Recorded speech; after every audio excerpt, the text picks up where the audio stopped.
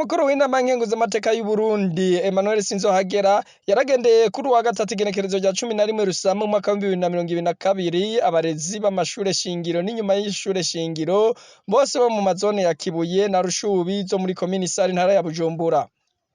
Mu kiyago bagiranye haba mu Kibuye canke mu Rushubi yabahamagariye kuduza umwimbu ku cigwa kw'ishure yongera n'abatekerera n'impanuro nyinshi zitandukanye kugira ngo barangure neza umwuga wabo wo kwigisha. Ibintu bitatu ngira ndababwire. Icambere ni icivugo c'abatowe mu ntara ya Bujumbura twashize imbere ku bigenekerezo gisata c'indero, twihaye ihangiro ryo kuvuga ngo tugende tubwire abarezi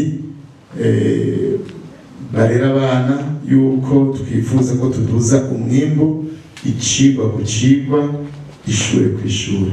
Nimba umwarimu wo mu wa mbere yadugije umwimbu ku cigwa akacigisha neza, hanyuma mu wa kabiri umwarimu ntiyigishe, nuko ko mu wa gatatu bica bikoroka kubera ko umwana baduze hariho ahantu hamwe hagiye haraba ibihenge ashitse imbere bica bigorana.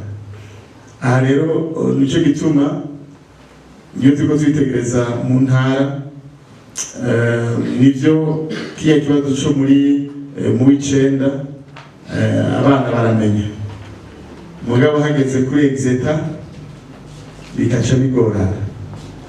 Nagenda basabe bayobozi barizi muri ngaha, twebwe ntidukeneye ko muturera abana bagarukira mu w'icenda. Kigira kabiri, igisata c'indero twibukanye yuko nibwo rufatiro rw'iterambere rirama. Kigira gatatu ngira mvuge nagenda bamenyeshe yuko barizi muri hano akazi ukwigisha ntabwo ari akazi, kwigisha si akazi, kwigisha ni umuhamagaro. Gisata rero c'indero kiriko kirishwa n'abantu bakigiyemo kubw'akazi atari kubw'umuhamagaro. Umuyobozi mwishikira mu biro kwa Buramatari Dieudonné Bizimana yarakengurukiye umukuru w'inama nkenguzamateka kukuntu ariko arafasha muri ico gisata, acanamenyesha ko no mu ntara baticaye bariko bubaka ibiro umuyobozi w'indero mu ntara azokoreramwo naho intambanyi zitabuze.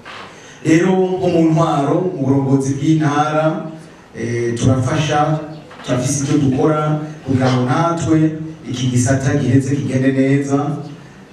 No bamenyesha ko kugira ngo bigende neza twafatakanije n'uburongozi bw'indero mu ntara, tukaba turiko turubaka ibiro vya DPE kuko kugeza uno munsi nafise ahakorera, tukibaza ko arico gituma aronse ahakorera navyo nyene vyoheza bikamufasha. Rero turafise ibiro vyo turiko turubaka hariya ku yandi ruhande ya province, ibiro bigeretse.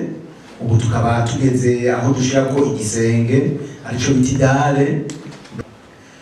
Nyene iteka intambamyi tuzo ntiziguze muri iki gisata c'indero kuko intara yacu mu co no kwita classement national y'ibibazo vya leta turamaze igihe dutwara ibibanza bidashimishije, usanga turi muri batatu ba nyuma.